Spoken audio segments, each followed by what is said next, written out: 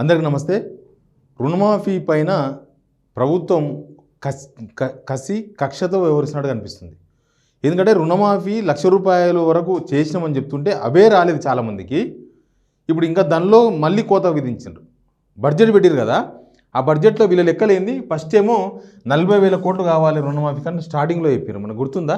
అందరిని ఊరించినప్పుడు 40,000 కోట్లు కావాలి. దానికి మొత్తం 40 లక్షల మంది రైతులు అంటే 40 లక్షల అకౌంట్లు ఉన్నాయి. 40 లక్షల అకౌంట్లకు 40,000 కోట్లు కావాలని చెప్పి ముందు సీఎం రేవంత్ రెడ్డి గారు చెప్పిండ్రు, స్వయంగా ఆయన చెప్పిండ్రు విషయాన్ని. తర్వాత ఏం చేశారు? మెల్లగా దాన్ని 31,000కి దించారు. 31,000 అంట 25 లక్షల మంది రైతులంట. అంటే ఇక్కడ డైరెక్ట్ 15 లక్షల మంది కోత పడ్డారు. 15 లక్షల మంది. దీనిలో ఎవరో తెలియదు, చిన్న సన్నకారు రైతుల, పెద్ద రైతుల, అంతకన్నా పెద్ద రైతుల ఎవరో తెలియదు. ఇప్పుడు ఈ ₹1,00,000 వరకైనా దాని సిచ్యువేషన్ చూస్తే బహుశా అంత చిన్న రైతులను, పేద రైతుల కడుపు కొట్టినట్టు కనిపిస్తుంది. ఎందుకంటే వీళ్ళు ఇప్పటిదాకా చేసింది 11.5 లక్షల మందికి రైతులకు చేశారు. 11.5 లక్షల మందికి ఇచ్చింది 6,000 కోట్లు ఇప్పటిదాకా. ఇప్పుడు ఏమంటారంటే 31,000 కోట్లు కావాలి కదా. ఇప్పుడు ఇంకా కొత్త బడ్జెట్లో ఏం చేసింది తెలుసా? లెక్క ఇప్పుడే తెలిసేది. కొత్త బడ్జెట్లో ఏం చేసిందంటే దాన్ని 26,000 కోట్లకే తెలిసారు. 26,000 కోట్లలో ఆల్రెడీ 6,000 కోట్లు అయిపోయినాయి. నెక్స్ట్ 20,000 కోట్లు అయితే సరిపోతాయి. 20,000 కోట్లు సరిపోతాయి అనేది వీళ్ళ లెక్క.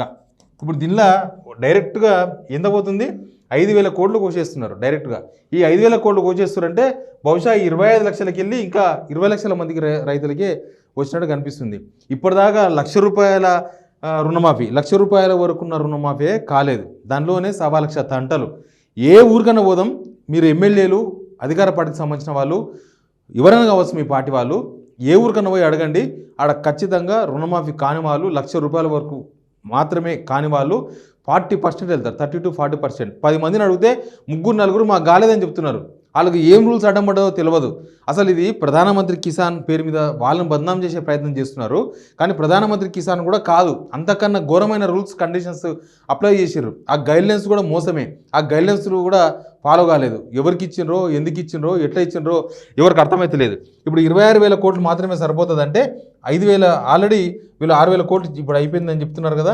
ఇంకా మిగిలింది 20,000 కోట్లు మాత్రమే రుణమాఫీ మిగిలింది. ఇంకా ₹1,00,000 వరకు ఎవరికైతే రుణమాఫీ కాలేదో, లిస్టులో ఉండి కాకపోతే వాళ్ళకి డబ్బులు వస్తాయని చెప్తున్నారు.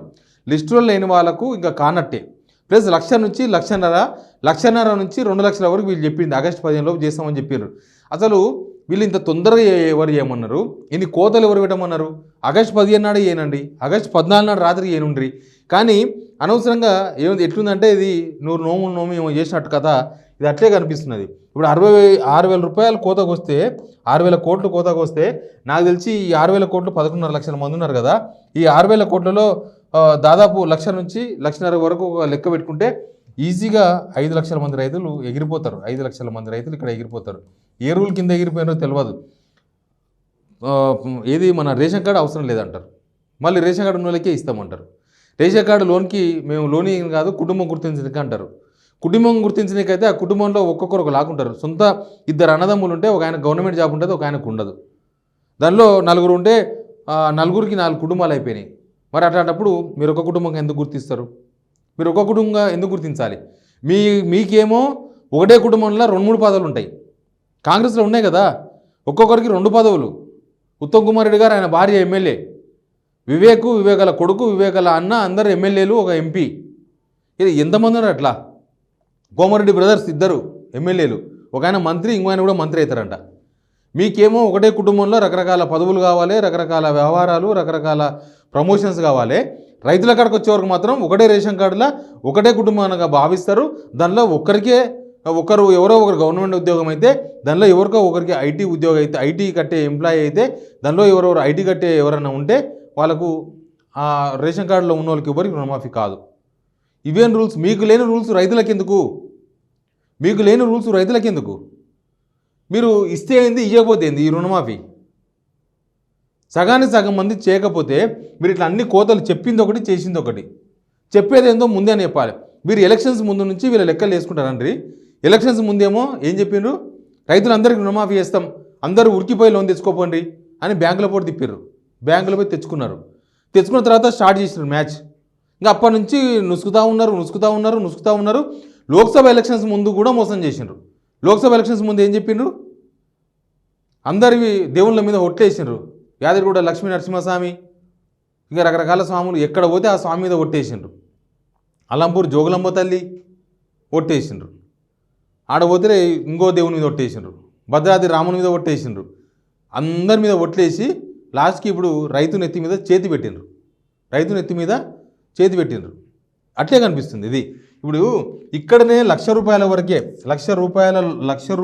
వరకే లోన్ మాఫీ కాలే. చాలామంది కొట్టుకుంటున్నారు, అసలు వాళ్ళకి సమాధానం చెప్పేతోడు లేడు, వాళ్ళకి ఆన్సరే లేదు, అసలు వాళ్ళకి ఎందుకు రుణమాఫీ కాలేదు, అవుతుందా కాదా అని. వీళ్ళు చెప్పిన లెక్క ప్రకారం అయితే ఇంకా రుణమాఫీ కాదు, ₹1,00,000 వరకు కూడా కాదు. ఇంకా మిగతా వాళ్ళకు ఎంతసేపటికి ఎంతమంది రైతులను తగ్గిద్దాం, ఎంతమందికి కోత కోద్దాం, ఎంతమందికి ఇవ్వకుండా ఉండాలనే ప్లానే తప్ప ఎంతమందికి ఇద్దాం, ఎంతమంది రైతుల అభిమానం చురగొందాం, ఎంతమంది రైతులకు మేలు చేద్దాం, ఎంతమంది రైతులకు బాధ తీర్దాం, ఇది లేదు. ఎన్ని స్టెప్ బై స్టెప్ వారం వారం మారుతూ ఉన్నారు వీళ్ళు. వారం వారం అంటారు కదా పూర్తిగా మారిన చంద్రముఖి, అట్లా తయారవుతున్నారు వీళ్ళు. ఈ లెక్క తప్పిర్రు, ఇప్పుడు ఈ లెక్కకు వచ్చిండ్రు, ఈ లెక్క పోయి 20,000 కాడికి వచ్చింది. బహుశా ఇక ఇది ఇచ్చే వరకు ఈ 20,000 కోట్ల వరకు ఉంటుందా, లేకపోతే డబ్బులు అవైలబిలిటీని బట్టి, బ్యాంకులు ఇచ్చే అప్పులను బట్టి, కేంద్రం ఒప్పుకోవడం దాన్ని బట్టి, డబ్బులు దొరికేదాన్ని బట్టి ఇది కూడా తగ్గించేసి ఇంకా ఏం చేస్తారో తెలియదు. అయిపోయింది మామ రుణమాఫీ చేసేసినాం అని చెప్పుకుంటారేమో. ఇప్పుడు మీరు చెప్పుకోవచ్చు, కానీ రైతులకు తెలుస్తుంది కదా. ఎవరికి రైతుకు రాలేదో ఇప్పుడు వాళ్ళ బాధ తెలియదా? నాకు రుణమాఫీ కాలేదన్న బాధ రైతుకు ఉండదా? నాకు రుణమాఫీ చేయలేదన్న బాధ ఆ రైతుకు ఉండదా? ఆ రైతును కనీసం పట్టించుకున్న పాపాన అవుతుర్రు ఎవరన్నా? పాలాభిషేకాలు చేసుకున్నారు, కనీసం పోయి ఒక రోజు ఒక ఎమ్మెల్యేను రోజుకు ఒక ఊరు తిరగమని చెప్పండి, కలవమని చెప్పండి రైతులను, తెలుస్తుంది రైతుల బాధ ఏందో, మీ రుణమాఫీ ఎంతవరకు అయిందో తెలుస్తుంది. ఎప్పుడైనా ప్రభుత్వం మీద పనిచేస్తే సర్వే చేయించుకుంటారు, ఏం జరుగుతుంది, దీని మీద సాటిస్ఫాక్షన్ ఉన్నారని. రైతుల బాధలు మీకు రాలేదా ఇంటెలిజెన్స్ ద్వారా? మరి ఇప్పుడు ఈ 6,000 కోతలు కోసి 6,000 కోట్లు కోతలు కోసి కేవలం 20 కోట్ల వరకే దాదాపు దీనిలో కూడా 5 లక్షల మంది కోసేసి ఇప్పుడు 25 లక్షల మందిలో 5 లక్షల మంది పోతారు, మాయమవుతారు. నెక్స్ట్ 20 లక్షల మంది ఇంకా మొత్తం ఈ లెక్క ప్రకారం 20 లక్షల మందిలో ఆల్రెడీ 11.5 లక్షల మంది అయిపోయినారు. ఇంకొక 9 లక్షల మందికో 10 లక్షల మందికో లోన్ మాఫీ చేస్తట్టున్నారు వీళ్ళు. ఇది ఎట్లుందంటే ఆకాశం దిక్కు చూసి ఏదో ఒలకబోసుకున్నట్టుంది కథ, అట్లే ఉన్నది. లేకపోతే ఈ లెక్కలంతా ఎందుకు, ఈ కోతలంతా ఎందుకు, ఏం ఫార్ములాలు, ఏం రూల్స్, అన్ని రూల్స్ను పక్కన పెట్టి వీళ్ళు సొంత రూల్స్ అమలు చేసినారు. బయటికి చెప్తున్నది వేరు, రేవంత్ రెడ్డి గారు చెప్తున్నది వేరు, వ్యవసాయ శాఖ మంత్రి తుమ్మల నాగేశ్వరరావు చెప్తున్నది వేరు, వాళ్ళను రైతులను కూల్ చేయడానికి ప్రయత్నం చేస్తున్నారు. లెక్కలు వేరే ఉన్నాయి, చేతలు వేరే ఉన్నాయి, మాటలు వేరే ఉన్నాయి వీళ్ళవి. ఇంకా అది కూడా ఎక్కువ దూరం లేదు, ఇంకా కొన్ని రోజులు తెలుస్తుంది. 2వ విడత రుణమాఫీ అంటారు మళ్ళీ, అదే 1,00,000 నుంచి 1,50,000 వరకు, అది కూడా ఎక్కువ దూరమే లేదు, కొన్ని రోజులు తెలుస్తుంది. 2 లక్షల రుణమాఫీ కూడా తెలుస్తుంది ఎంతమందికి ఇచ్చారు అనేది. కానీ ఈ కోతలు వీళ్ళ లెక్కలు చూస్తే మాత్రం చాలా మందికి బొక్క పెడతాలు కనిపిస్తుంది. చూద్దాం ఏమేమవుతుందో. Please subscribe signal TV.